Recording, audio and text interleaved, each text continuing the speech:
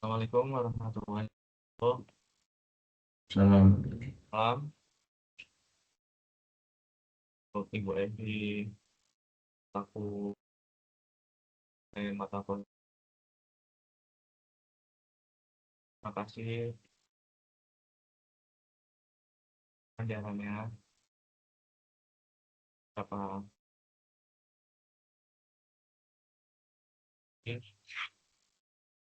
selanjutnya di sini aku kelompok 11 dengan saya Ahmad Fitari 2023-396. Dan saya Rahmatullah Zidane Alakim dengan NIM 2023 31191. Untuk itu presentasi kelompok 11 akan dimulai dari sekarang. Bisa dilihat setelah saya. Nah, di sini lihat untuk codingannya akan tetapi dimulai. Oh, bagaimana nomor satu itu dikerjakan, yaitu bagaimana kita menganalisis data tersebut. Jadi untuk dataset yang kita gunakan itu adalah data pasien untuk penyakit infeksi dengan 11 kolom dan jumlah tabelnya berjumlah 99. Apa sih digunakan data pasien tersebut? Nah, data pasien dataset tersebut difungsikan karena banyak penyakit hati yang merupakan masalah kesehatan global dan itu sangat signifikan jumlah. Deteksi dini penyakit hati dapat secara drastis meningkatkan prognosis dan tingkat kelangsungan hidup dari pasien. Dataset ini menyediakan data biokimia dan demografis dan dapat digunakan membantu model prediktif bagi para profesional medis dalam mendiagnosis.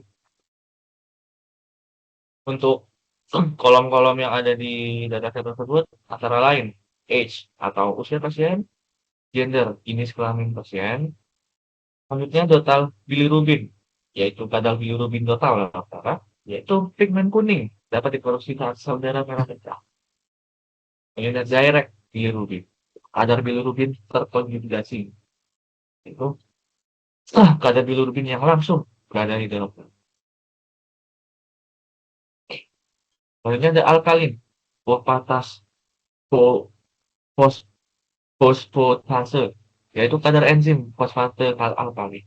Tingkatnya sangat tinggi, sering dikaitkan dengan penyakit hati atau saluran. Selanjutnya ada alkalin aminotransferase, yaitu kadar enzim alami aminotransferase ALT yang sebelumnya sebagai SGBT. Untuk kolom selanjutnya yaitu aspartate aminotransferase, yaitu kadar enzim aspartate aminotransferase sebelumnya dikenal sebagai SGLT. Nah, sebelum lanjut, kadar enzim kedua ini yaitu kadar enzim untuk memicu bagaimana sel darah putih itu dapat bekerja. Jadi, alami alamine aspartate itu adalah enzim yang mendongkrak, mendominasi untuk sel darah putih. Selanjutnya, kolom berikutnya total proteins, yaitu adalah total protein model. Bisa bisa dibilang protein itu adalah sebagai pembangun sel-sel yang ada di tubuh kita. Katakan protein itu sebagai pembangun sel-sel yang ada di dalam tubuh dan untuk regenerasi sel diperlukan protein yang cukup. Oleh karena itu, protein masuk ke dalam penyembuhan penyakit liver. Selanjutnya adalah albumin, yaitu kadar albumin, yaitu rasio antara albumin dan globulin. Nah, kemudian terakhir yaitu data set atau yang bisa disebut sebagai target. Bisa dilihat data pasien live liver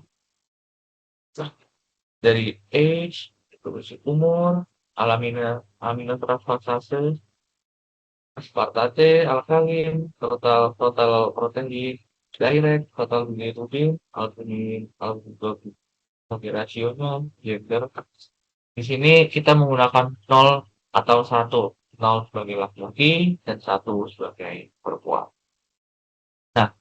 Datasetnya apa sih? Kok nilainya 1, 2, 1, 2? Nah, kita menggunakan algoritma sendiri, yaitu bisa dibilang untuk satu itu adalah pasien dengan tapi bisa dibilang satu adalah positif. Dan untuk angka dua, yaitu negatif atau pasien tanpa penyakit hati. Seperti itu.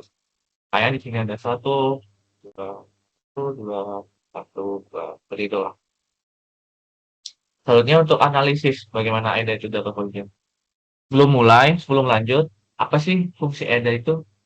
Fungsi EDA adalah untuk membangun pemahaman dan intuisi tentang dataset, akan membantu langkah-langkah analisis selanjutnya.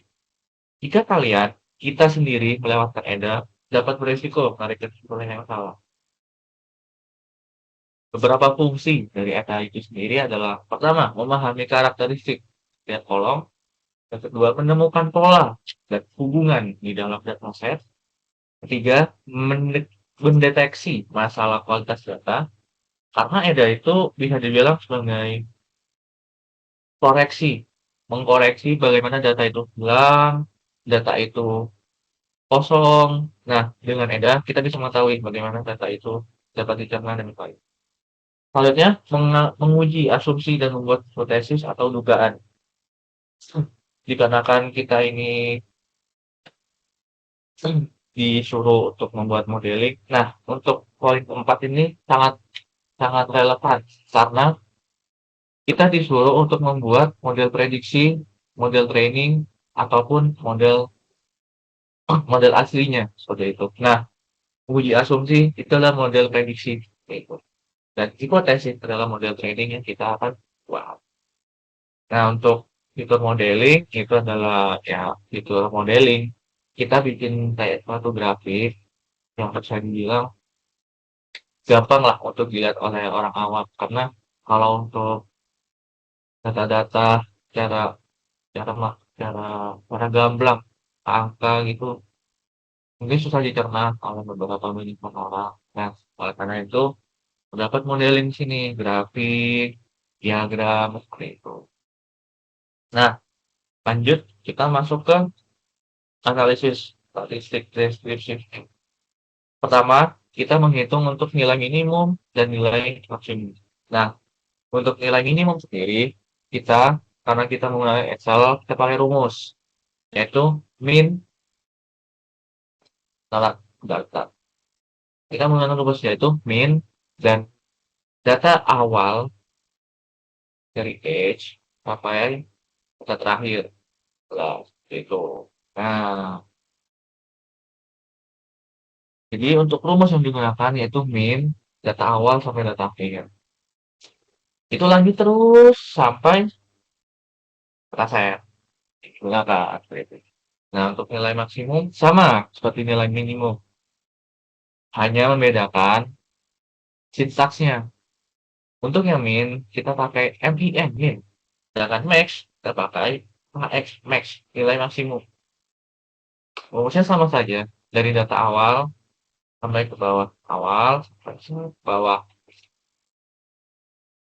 Lanjut untuk bagian mean, yaitu mean itu rata-rata. Rata-rata. Bagaimana dengan rata-rata? Karena menggunakan balik lagi, kita menggunakan rumus, yaitu total, kita menggunakan average. Dan untuk menuju data yang mana, yaitu ya dari data awal menuju data yang terakhir. Nah, kita terapkan semuanya ke apa kolom yang lain sampai apa median ke nilai tengah dengan menggunakan rumus median sama dari data awal ke data akhir. Nah, untuk midpoint karena di sini udah ada nilai dari minimal dan maksimumnya. Midpoint itu apa sih? Nilai tengah. Jadi bagaimana nilai tengah itu bisa didefinisikan. Nah, nilai tengah itu diambil dari nilai minimum sama nilai maksimum dua. Oleh karena itu, kita menggunakan rumus dari berikut. Nah, nih, lihat itu. Nah, ini sama saja. Nah, nih, jadi sesuai dengan kolom yang dituju gitu.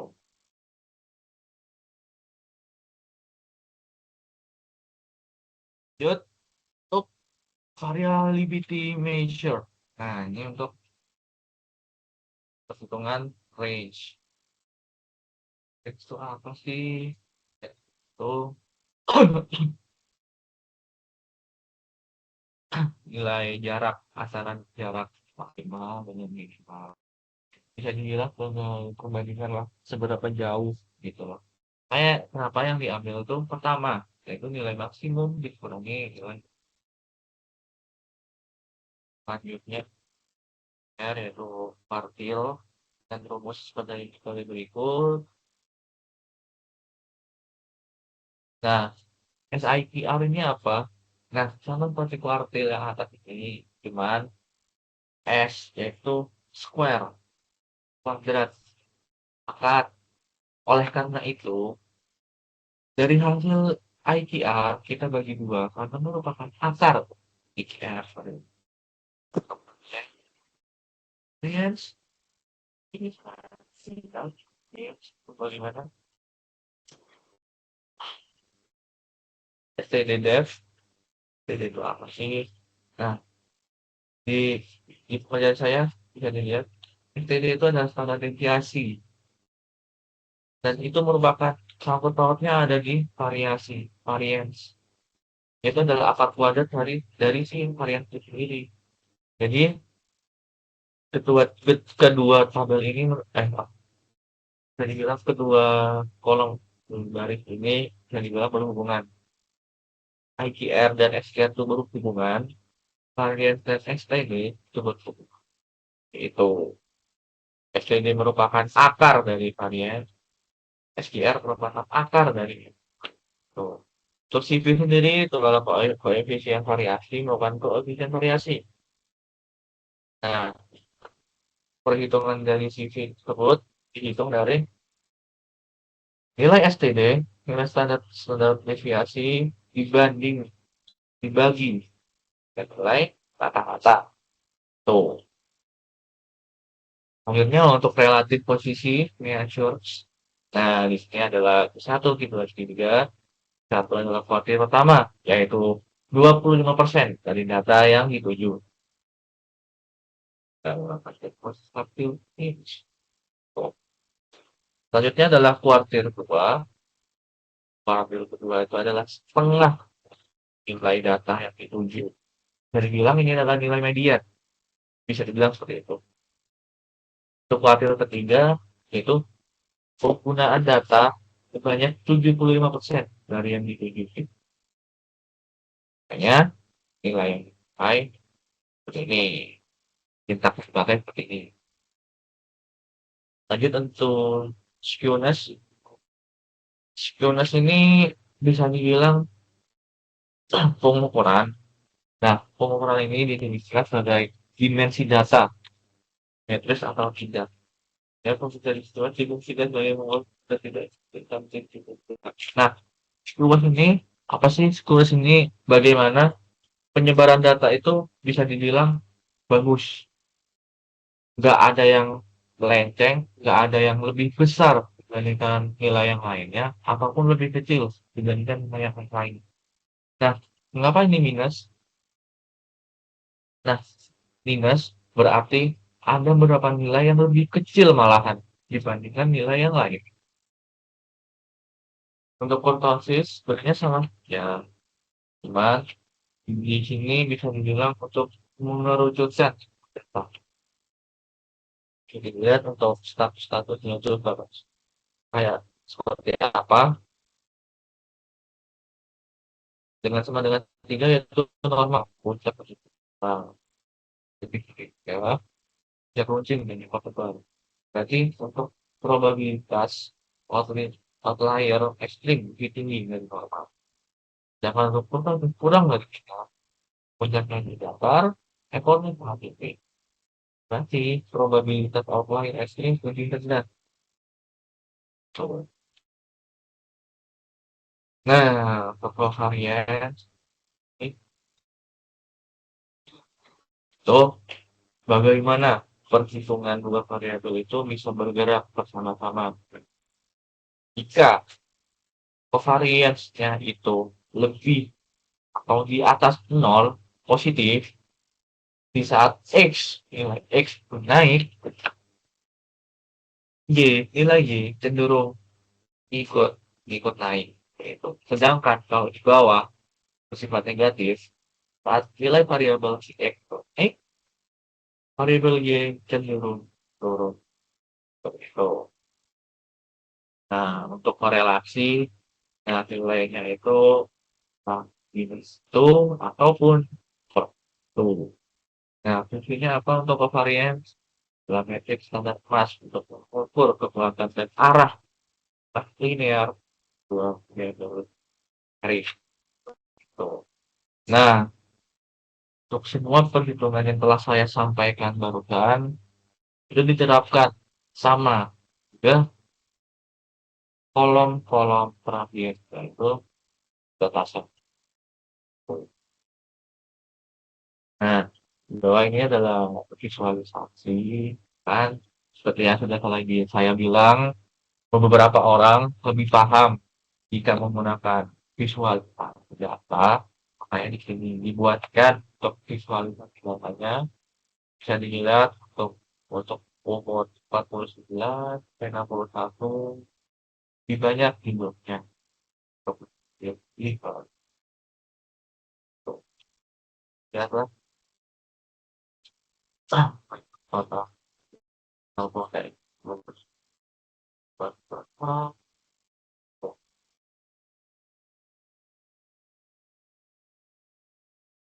ada penggunaan pivot tabel yang akan untuk menunjukkan arah satu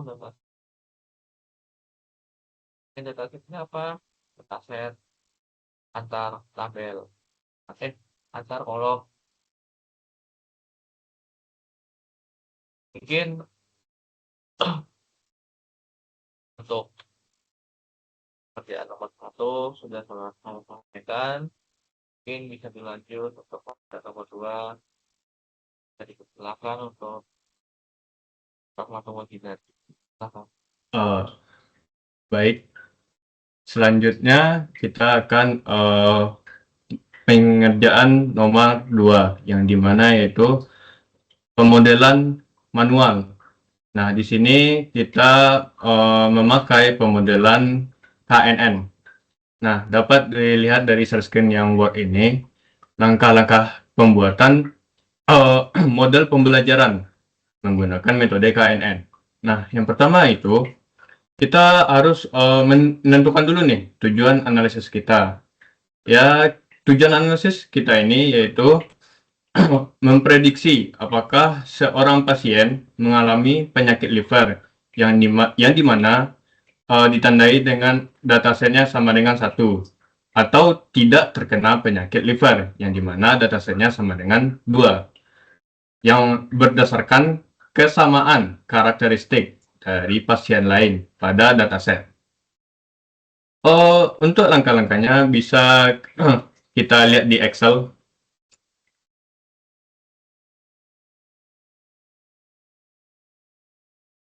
Nah, di sini terdapat dataset yang sebelumnya yang dijelaskan oleh teman saya tadi.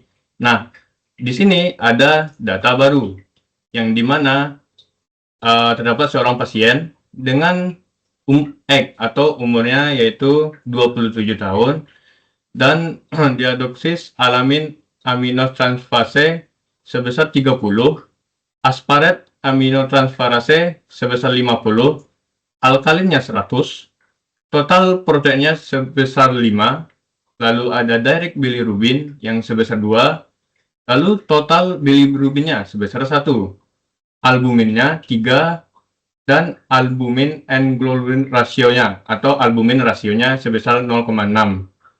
Lalu terdapat gender 0. Nah, gender 0 ini merupakan laki-laki yang dimana sudah dijelaskan oleh teman saya tadi bahwasanya 0 itu laki-laki dan 1 itu perempuan.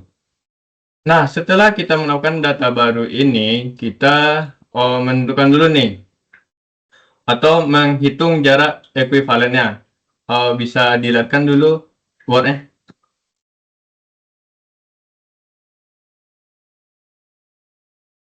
Nah, terus ke bawah. Di atas sedikit. Nah, pas ini. Nah, di poin ketiga ini, kita akan menggunakan rumus ekuivalen yang dimana D itu sama dengan akar X2 dikurang X1 pangkat 2 ditambah Y2 dikurangi 1 pangkat 2. Nah, yang dimana X2 ini merupakan suatu variabel 1 data uji kita. Lalu X1-nya merupakan variabel 1 data latih kita. Y2 merupakan variabel 2 sebagai data uji. Lalu yang Y1 merupakan variabel 2 data latih kita. Baik, selanjutnya kita akan menghitung seluruh dataset di Excel dengan menggunakan rumus tadi untuk mencari jarak ekuivalennya. Bisa dilihat Excel. Nah, pada jarak satu ini terdapat rumusnya kita menggunakan di Excel yang merupakan rumus yaitu sama dengan SQRT.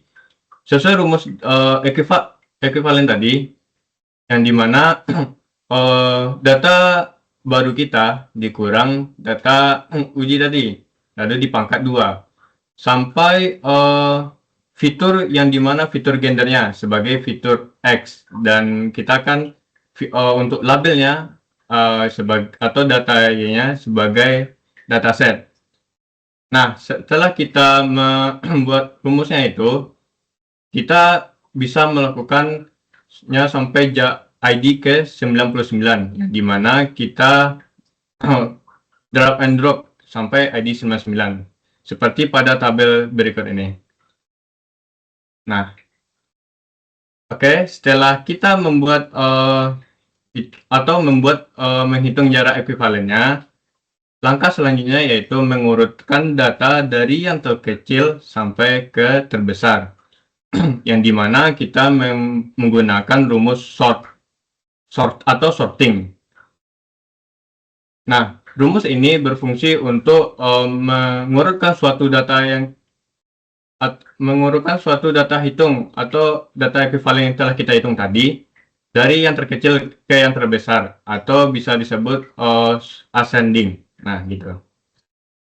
Setelah kita mengurutkan data tersebut, nah, lalu kita menentukan K-nya. Nah, di sini kita menggunakan K-nya itu sama dengan 3. Nah, kita mengambil K3-nya itu berdasarkan data yang 3 teratas yang sudah kita urutkan tadi. Nah, terdapat jarak ID 82, ID 29, dan ID 37. Nah, di sampingnya ada 1, 2, dan 2. Nah, 1 ini maksudnya apa? 1 ini kita ambil berdasarkan dari ID 82, yang dimana ID 82 itu datasetnya sebesar 1. Nah, gitu. Lalu ID 29 nih, ID 29 kita lihat di kolom datasetnya, yang dimana kolom dataset ID 29 itu 2. Lalu ID 37 seperti itu juga, kita melihat tandanya di kolom datasetnya. Setelah kita menentukan K3-nya itu, kita dapat menyimpulkan yang dimana mayoritas ini kan angkanya 2 nih, 2 dan 1. Sedang 2-nya ada 2 dan 1-nya hanya sebanyak 1. Yang dimana jika suatu datasetnya 2, mayoritasnya 2, maka pasien tersebut tidak mengalami penyakit liver atau negatif. Kalau banyak angka 1 atau mayoritasnya 1, maka pasien tersebut terkena penyakit liver atau positif liver, gitu. Dari data tersebut kita dapat simpulkan bahwasanya pasien tersebut tidak terkena penyakit liver atau negatif. Begitulah cara membuat pemodelan metode KNN. Selanjutnya Saya serahkan kembali kepada teman saya, Nabil. Oke, terima kasih untuk penjelasannya. Jalan manual bisa dijelaskan, telah dijelaskan dan jadi kita menghitung jarak itu untuk pakai ekuivalen. Ambil nilai IB 8 juta. Ya. Nah, selanjutnya bisa dibilang ini adalah codingan ya, codingan untuk nomor 3, Ibu. Nah, pertama-tama langsung saja impor untuk bisa dibilang ini kayak library. Kalau di C++ kita biasanya pakai extract include. Kalau Python seperti ini, import dan ditunjukkan dia tuh mau nunjuk ke siapa. Jika kita butuh library dari Epsilon itu ya bisa dibilang ya coding apa sintaksnya ya seperti ini from Epsilon model. Nah, berhubung yang kita butuhkan itu ada train test. Nah, ini train test ini untuk data latih. Data latih itu untuk menganalisis data prediksinya, scaler, convert encoder, k-enabler, classifier, accuracy score, confusion matrix, classification report. Itu. Nah, untuk ini ya bisa dibilang untuk membaca dataset yang sudah didefinisikan dan dikerjakan. Nah, datasetnya kan ini tidak memungkinkan jika kita kelompok beratnya menginput satu Excel ini tidak mungkin. Mengapa? Karena nanti untuk Jupiternya sendiri menganggap bagian ini itu adalah bagian nol, kosong, nilainya error. Nah, itu bisa merubah data latih yang ada di sini. Oleh karena itu, kita bikin baru lagi, yaitu pasien yang benar-benar buah tabel untuk datasheetnya. Datasheetnya yaitu ya ini, datasheet ini tabel hanya ini saja. Nah, untuk ini ya untuk penginfoan bagaimana baris pertama, informasi datanya seperti apa, bagaimana tipe datanya itu kayak apa, apakah data-data tersebut ada nilai kosongnya, apakah data tersebut benar. Tuh, bisa dilihat pakai ini. Maka berarti tidak ada nilai yang kosong. Di data set yang digunakan aman, tidak ada nilai kosong, sehingga kita tidak perlu merekayasa nilai yang ada di dalamnya. Karena untuk sebuah pengerjaan prediksi tidak mungkin terdapat data kosong karena bisa mempengaruhi bagaimana output yang dihasilkan dari alat itu. Nah, untuk ini dimulai dengan pre-processing data, yaitu dengan meneliti nilai NIN pada kolom albumin rasio terhadap nilai median. Nah, untuk sintaks DF ini untuk bisa bilang untuk mendefinisikan sebagai albumin rasionya itu dimasukkan ke dalam sintaks DF itu.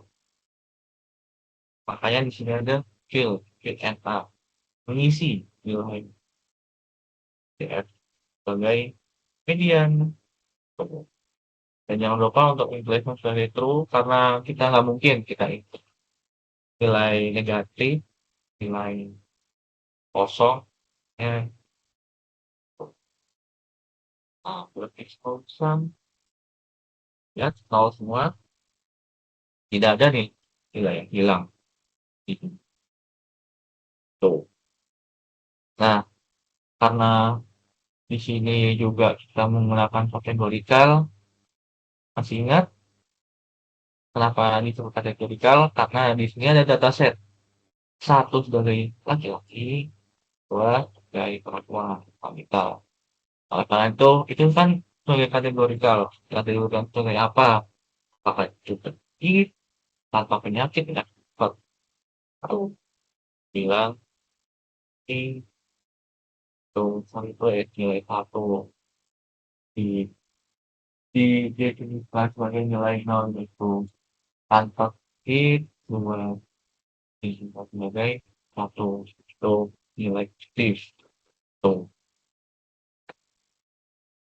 Nah, kalau gender di sini kita ambil nilai data terlebih dahulu berapa sih untuk gender cowok dan ceweknya berapa banyak.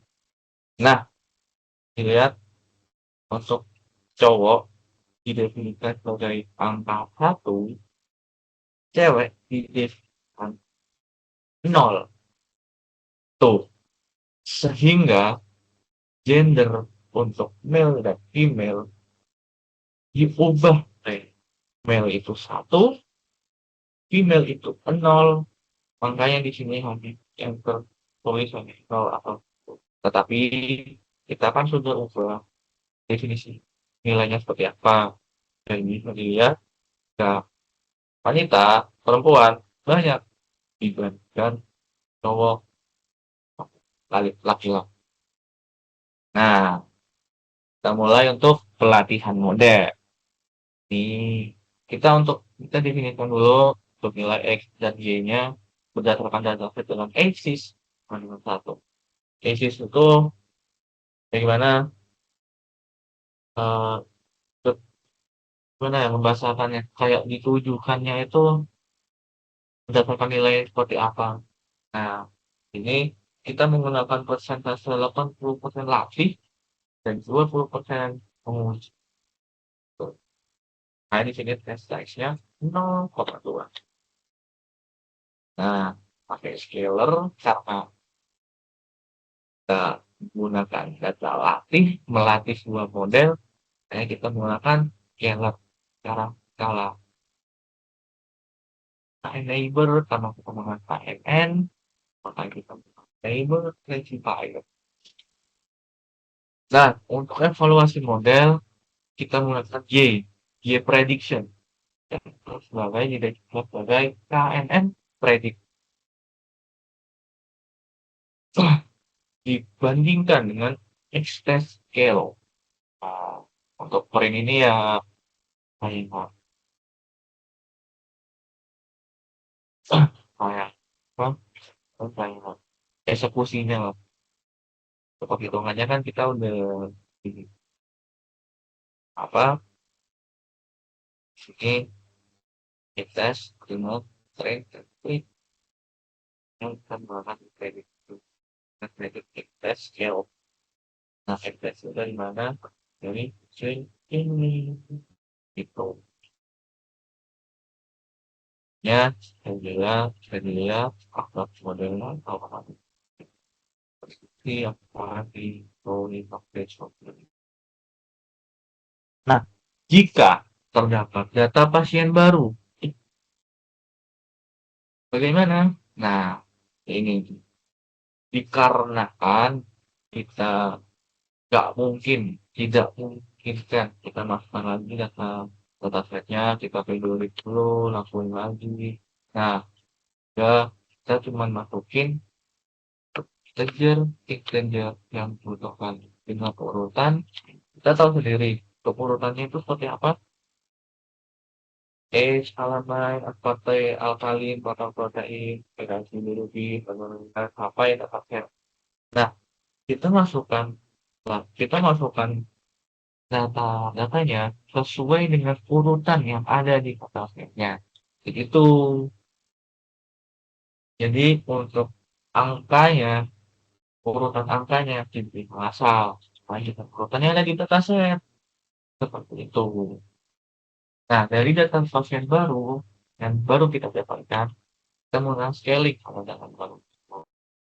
Misalkan kita udah menggunakan scaler yang ada di atas, kali fitur, nah, kita melakukan prediksi. dari seniman probabilitas. Wah, sudah pasti. Nah, di sini kita menggunakan, jadi di sini kita ada dua contoh kerjaan.